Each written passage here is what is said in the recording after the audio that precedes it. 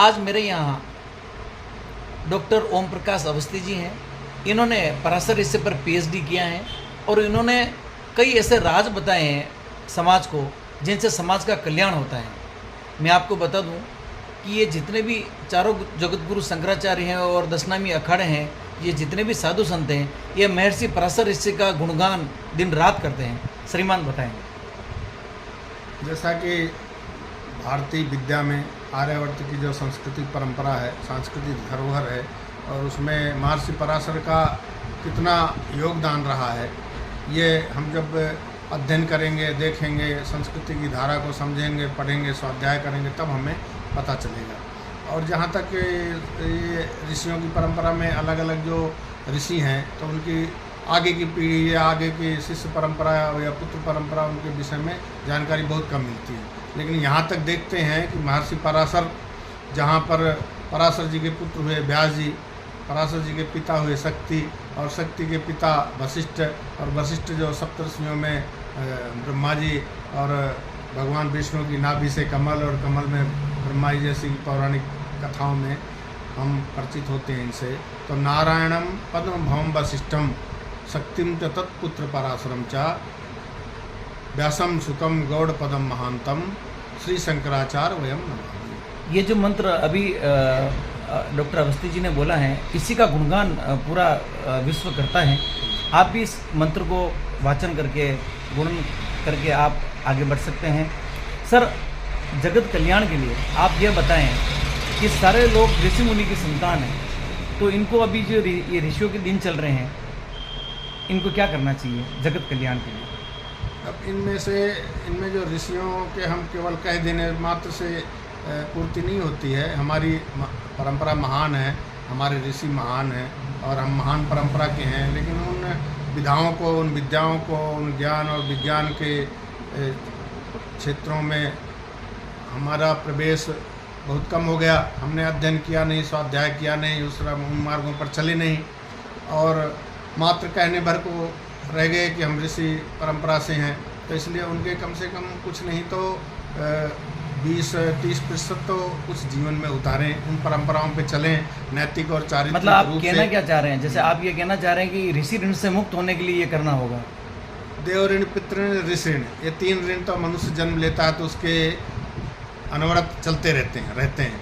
और ये ऋषि ऋण, देव ऋण, और इनसे ऋण होना है तो हम उनकी परंपरा को निर्वाह करें, उनमें चलें, और चले ही नहीं, हम अध्ययन करें, और जो जानकार हैं उनके पास बैठ कर के ज्ञान लें, और उस ज्ञान को हम अपने विरासत के रूप में आगे बढ़ाएं। हमारे समाज के लोगों में, हमारे जो मित्र मंडली है, हमारे जो परिकर हैं, आप बैठने वाले, मिलने जुलने वाले, चर्चा करने वाले, परिचर्चा करने वाले, उनमें भी इन बातों को रखें, ताकि संवाद से वादे वादे जायते तत्वबोधा। जब हम संवाद स्थापित करेंगे तभी तो तत्व का ज्ञान होगा। महर्षि पराशर, वेदव्यास, सुखदेव मुनि की संतानों को आप क्या कहना चाहेंगे?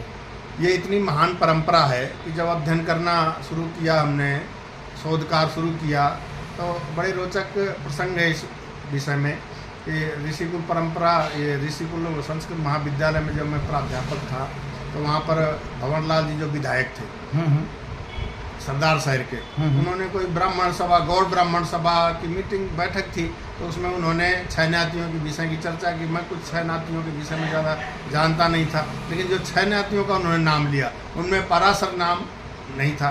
पराशर ब्राह्मणों का, पराशर परंपरा में जो हैं, पराशर ब्राह्मण लिखते हैं अपने को, या पराशर लिखते हैं नाम के आगे जो अपना टाइटल है उपजाति, तो उनका नाम नहीं लिया। और छह नातियों में गौड़ हैं, दाई माँ हैं, सारस्वत हैं, खंडेलवाल हैं।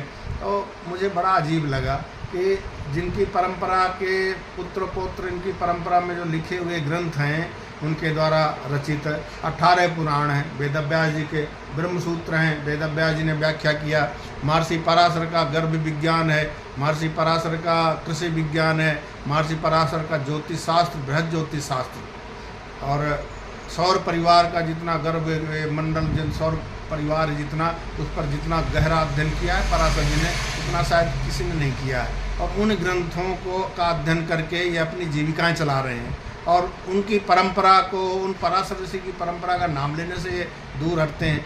और इस तरह छह नातियों के विषय की चर्चा में फिर मैंने उनको चर्चा किया कि आप अलग अलग मिलेंगे, तो उन्होंने समय भी दिया और मैंने सारी बातें बताई थी उनको, तो उन्होंने अपनी गलती मानी, ये मुझसे गलती हो गई, मुझे ज्ञान नहीं था इन बातों का, और आप बताइए। तो मैंने बताया भी और एक पत्र भी लिखा जिसका उन्होंने उत्तर भी दिया था। तो इस तरह से जिज्ञासा हुई, अपनी भी जिज्ञासा हुई, कम से कम इस परंपरा को कि जहाँ सीकर में जीण माता में पराशर बंधु हैं, तो उनको पता ही नहीं है कि हमारी परंपरा कितनी महान है। तो ये थे डॉक्टर अवस्थी जी, जिन्होंने पाराशर ऋषि पर शोध किया है, पीएचडी की है और पाराशर ऋषि के ऊपर बहुत सारे इन्होंने लिखे हैं।